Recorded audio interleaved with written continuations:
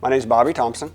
I live in Emporia, Kansas, and I started the Flint Hills Gravel Ride and Run in Americus, Kansas.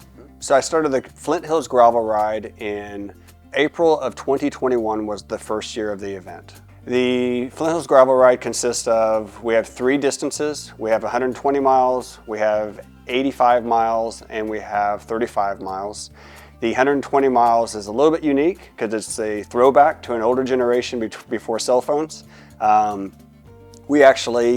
riders get no prior notice of the route. They show up race day morning, they line up behind the start line, and I hand them the map. And they go queue by queue, so left turn here, right turn here for 120 miles. So they truly have no idea where they're going before they line up that morning. The 85 miles is a traditional gravel ride, GPS based. You're given the map, given the GPS coordinates a week beforehand, and it's probably the marquee ride. It's the ride that we get the most riders at.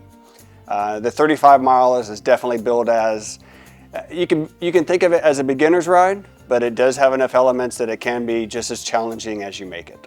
The 120 mile ride, which I call the adventure, is capped at only 100 riders. It's a lot harder to maintain and to meet the needs of all the riders because they're so spread out so quickly. So we capped that at about 100 riders. The growth of the race has surprised me. We started off year 1 with 200 riders. We grew to 700 riders in year 2. So the town of Americus has about 800 people living in the town. So I could see me probably capping the event, not letting it get anywhere between, I'd like to see it capped at about 1,000 riders for the town.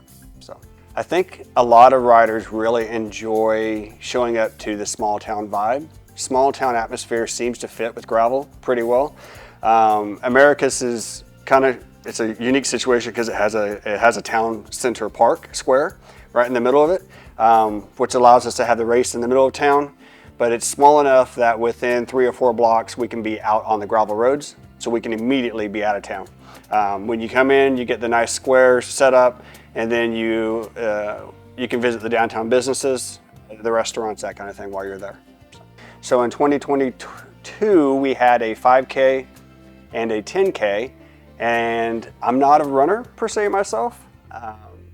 So I was kind of surprised to find out that most runners want to do more than just a 5K. And it's like a gravel rider who wants to do more than just 30 miles. We want to challenge ourselves. So in 2023, which is next year, we're actually going to bring in a half marathon. And the feedback I've gotten on that is tremendous. A lot of people are excited about the half marathon distance. So I'm excited about offering it because it also allows me to get the runners more out into more of the scenic views rather than just around town, like with the 3 miler.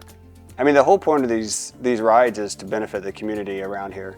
The ride and the run is to benefit Emporia, and the surrounding Americus and Opie. And I mean, I grew up in Northline County. I'm a Northline County boy and like to get people out on them. So, I mean, I learned to drive on these roads. I rode my bike as a kid on these roads. So getting people back out on them and showing them what's out there is great.